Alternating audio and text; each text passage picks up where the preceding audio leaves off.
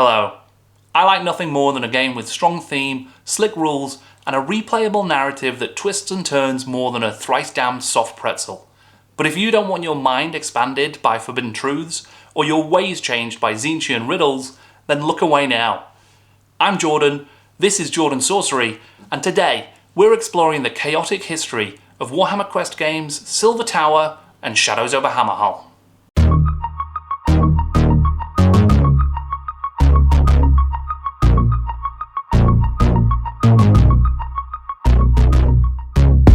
In this video, we'll be deep diving into the history of Warhammer Quests, Warhammer's Quest, Warhammer's Quests, Silver Tower, and Shadows over Hammerhal.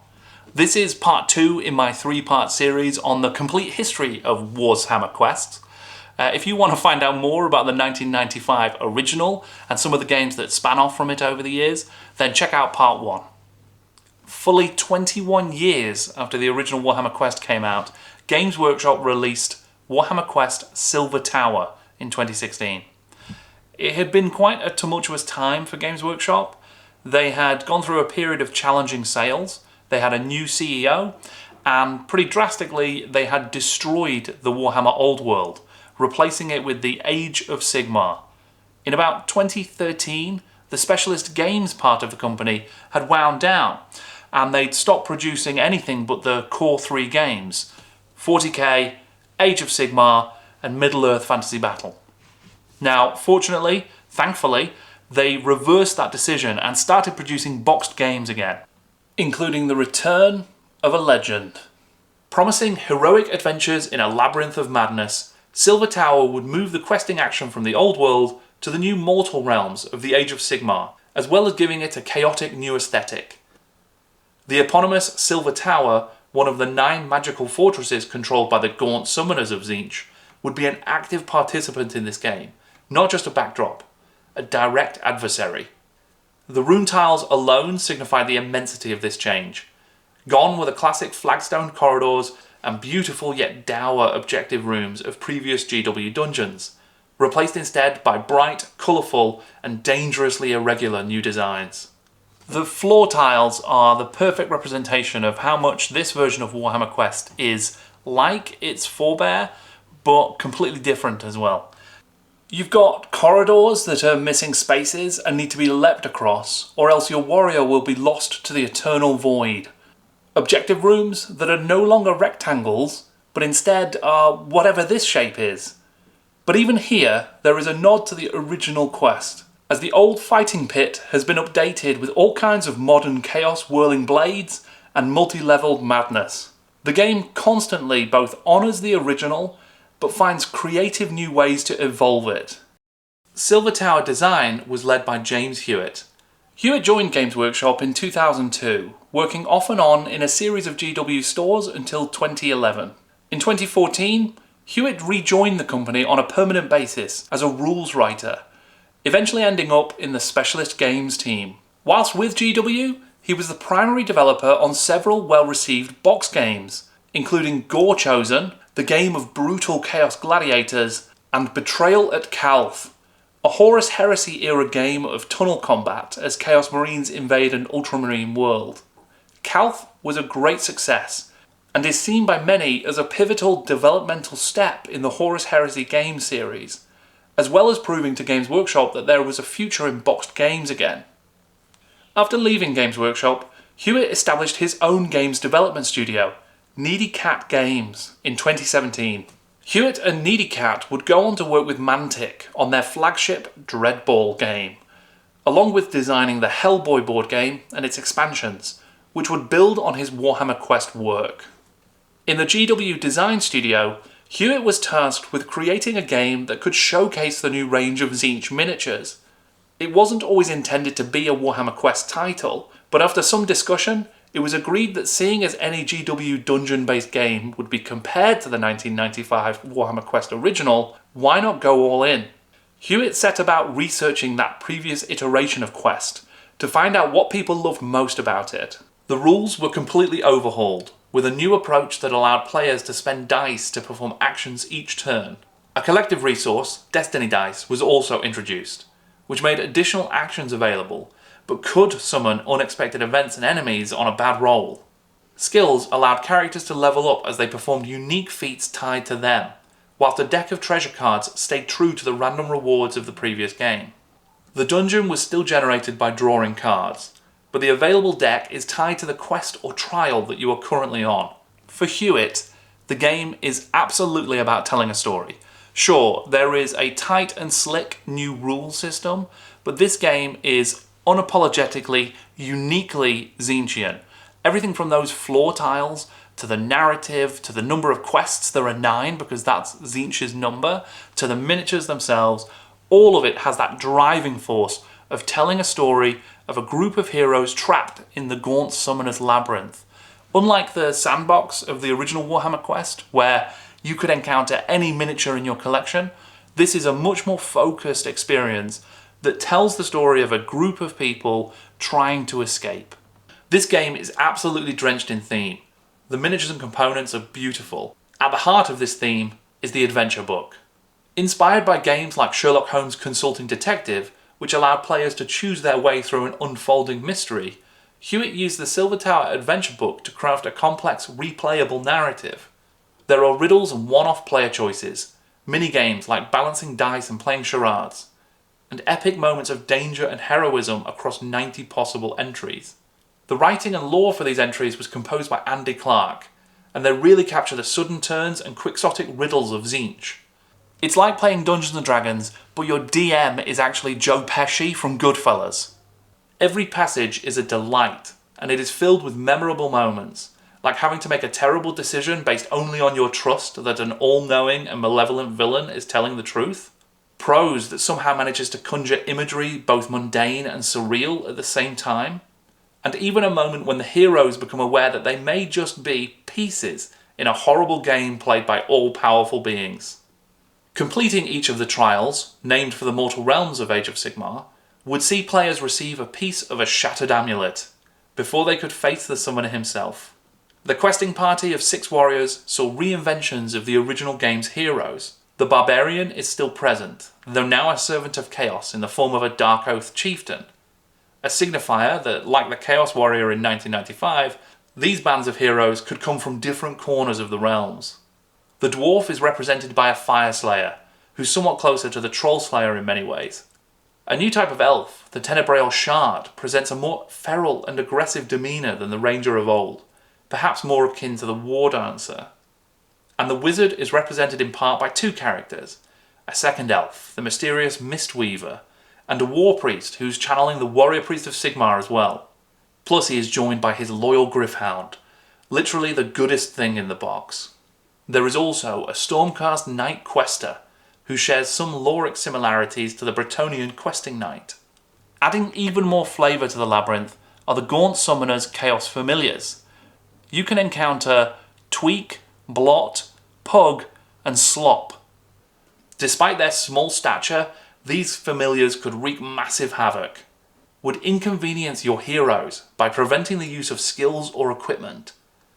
These guys are Bog Off the Snotling on Absinthe, initially playful, suddenly dangerous, and you can never be sure if they put duplicates on the sprue or if you're just seeing double.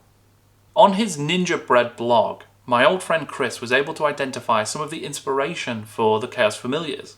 It seems that Pug is a rework of the classic 1987 Chaos Familiar Loon, last seen in Mike McVeigh's Warhammer Quest diorama, and Blot is a new descendant of the Walking Book, also from 1987. Although not directly related, Tweak bears quite a resemblance to the epic Greater Demon of Tzeentch, and he even thinks himself a Lord of Change.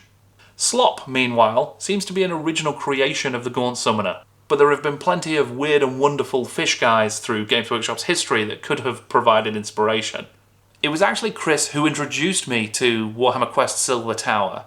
As part of a project he was working on at the time, he was replacing all of the contained miniatures with their retro equivalents from the 80s and 90s. You can see all about that project on his blog, Ninja Bread. It was such an exciting experience. Just before we got to the objective room, I was faced with a choice about whether or not we help some potential cultists who may or may not have been trapped in the labyrinth as well. I made a terrible decision, and almost damned all of the heroes to another quest through the Silver Tower. Fortunately, we just about made it out, but I was not invited back to play at that table again. Sculpted by a team including Mark Harrison, Colin Grayson, Steve Buddle, Brian Nelson and David Wesselnick, the Silver Tower was also home to plenty of foes both old and new.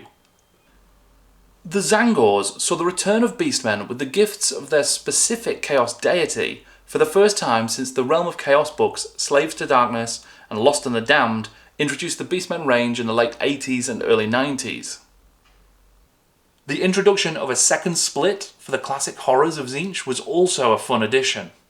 Pink horrors have long split into blue when they die, but now blue split into brimstone horrors too. The Ogroid Thaumaturge was another new addition to the followers of Tzeentch.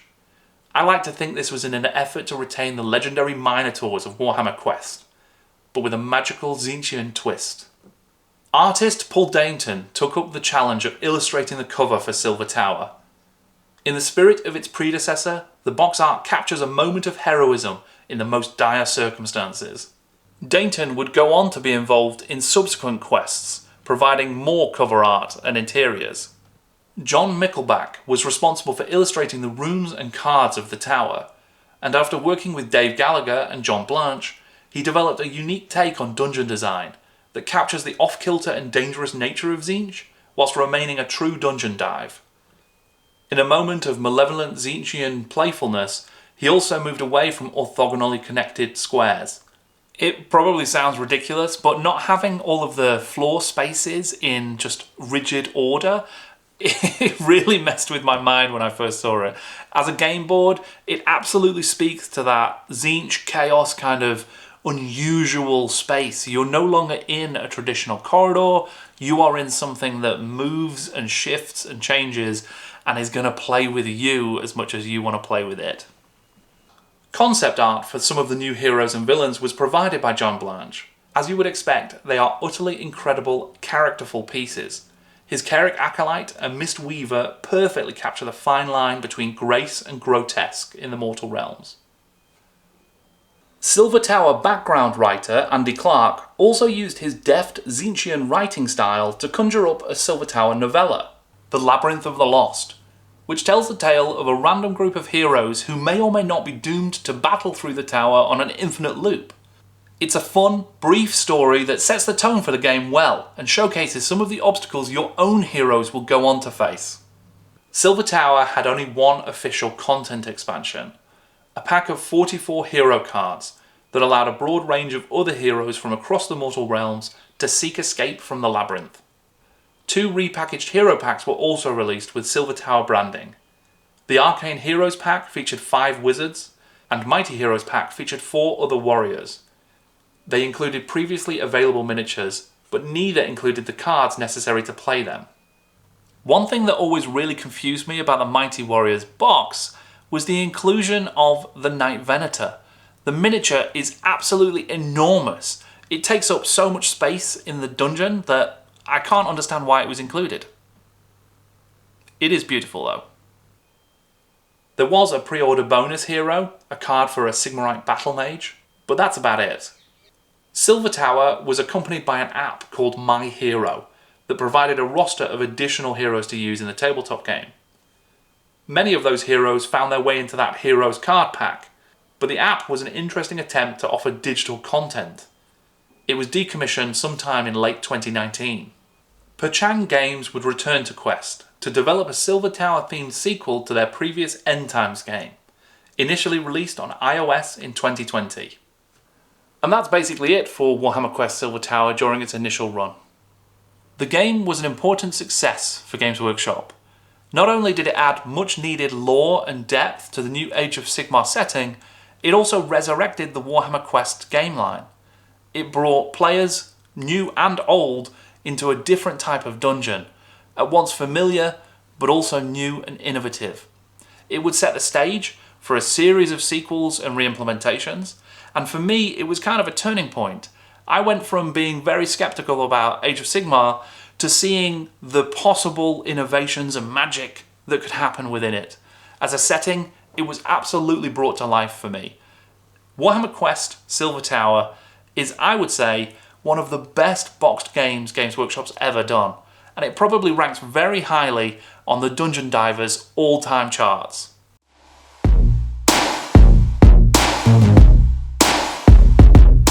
In order to capitalise on the success of Silver Tower, Games Workshop would quickly release a sequel, Warhammer Quest Shadows over Hammerhal, in 2017. The game was primarily designed by Jervis Johnson, in his first proper return to the dungeon crawler since he wrote Talisman 3rd Edition in 1994. In his 38-year career with Games Workshop, Jervis Johnson was involved in multiple editions of pretty much every major game system, and he developed the foundations for everything from Blood Bowl to Necromunda. For Hammerhal, he would hew relatively closely to the rules of Silver Tower, but with a number of refinements for key mechanics. Like its predecessor, Hammerhal did strong work to establish its theme, with a wealth of lore and story in its guidebook. The game is set in the mammoth city of Hammerhal, the so-called twin-tailed city, as its streets cross two of the mortal realms. In the game, we explore the Akshi side of the city, taking place as it does on and beneath the streets of the Cinderfall district of the city. The story of the game sees players seeking to root out and stop an incursion of Chaos cultists that secretly threaten the populace of Cinderfall. The city of Hammerhal was home to the tabloid newspaper and community message board, the Hammerhal Herald, which was all too briefly hosted on Warhammer Community. On the site, you could see clippings and newspaper articles covering adverts, public notices, and other things worth taking note of from all and sundry. This is not essential to the history of Shadows over Hammerhal, but it is really fun. The game is built around an 8-level dungeon that the heroes return to and delve deeper into with each quest. The entire campaign takes place within this same dungeon beneath the city of Hammerhal, with the heroes returning to the surface and gathering their strength between each delve ever deeper into the shadows below. Hammerhal cover art was by Igor Sid, the artist behind a number of other great box covers like Carrion Empire and Kill Team Rogue Trader. This is another beautiful painting that really shows the heroes getting involved in the action. Unlike the original Warhammer Quest, which made the Games Master role optional, and Silver Tower, which was driven by the adventure book, Shadows over Hammerhal was unique in that it required you to have a Games Master. You couldn't play it just as solo or cooperative adventurers. A pre-order bonus for the game was actually a Games Master's screen, really leaning into the RPG aspects of the game. It's perhaps no surprise then that the game takes inspiration from Warhammer Fantasy Roleplay. The game is named for the WFRP scenario Shadows over Bogenhafen. Written by WFRP legend Graham Davis, it's the second part of the epic Enemy Within campaign, in which the players engage in an investigation beneath the city to try and root out the beginnings of a chaos cult. Like many things in early Games Workshop history, the scenario had its roots in Brian Ansell being inspired by something else and wanting his team to introduce it to Warhammer. The Bogenhafen adventure was to draw on the style of the recently released Call of Cthulhu game and its less combat focused and more investigation driven scenarios. It's fun to see that it was so well done that it would go on to inspire even more adventures in an entirely different Warhammer world. There was only one proper expansion for Shadows over Hammerhal, a pack of Chaos Adversary cards offering new options for the Games Master. This time, the introduction of 41 new enemies that can be added to the dungeons. It seems likely that there may have been a plan at some point to release adversary card decks for a couple of other Age of Sigmar factions as well. It's easy to imagine death or destruction offering loads of great enemies for Shadows over Hammerhal, but for whatever reason these potential packs were never created. There was, however, an extensive White Dwarf adventure, composed of 3 parts and complete with a small deck of scenario cards. The Return to Hammerhal. This new mini-expansion would introduce new rules like henchmen, new locations to visit in the city, and new dungeon maps. It also ended with a narrative link back to the Silver Tower, offering players the opportunity to step into the labyrinth once again, but this time with the new rules and refinements from Shadows over Hammerhal. As they effectively shared a rule system, the support for White Dwarf for Silver Tower and Shadows over Hammerhal could be used interchangeably. Several new heroes were released, such as Slambo, an update to the classic Chaos Warrior who likely provided the archetype for HeroQuest, and Grombrindal, the White Dwarf himself. Shadows over Hammerhal refines plenty of the rules and mechanics from Silver Tower and offers a great gameplay experience in its own right. But without the clear focus and strong narrative of Silver Tower, it's perhaps not surprising that it wasn't as big a hit. It probably also suffered from the fact that most of the enemies and hero miniatures were repackaged from previous releases. In the space of 2 years, Silver Tower and Shadows over Hammerhal revitalised the Warhammer Quest name and brought it fully up to date in both mechanics and setting. Silver Tower in particular was a genuinely revelatory success, building a simple and effective game engine with a campaign mode and narrative that fully embraces its unique setting. Hammerhal did some amazing work to enhance those rules and tell its own interesting story, as well as experimenting with expansions, settlement rules, and new storytelling approaches. Together, these games proved that there was still space in the Games Workshop lineup for Warhammer Quest, and fortunately for us, this would not be the final Warhammer Quest outing. In fact, it was about to go through its greatest evolution yet. Next time, join me for the final part of my Warhammer Quest series, as we tackle the future history of the Blackstone Fortress, and round out our journey by stepping onto the dangerous streets of the Cursed City. Until then, thank you very much for watching. I'm Jordan, and this is Jordan's Sorcery. Fortunately for us, Fortress... It's such a bad gag.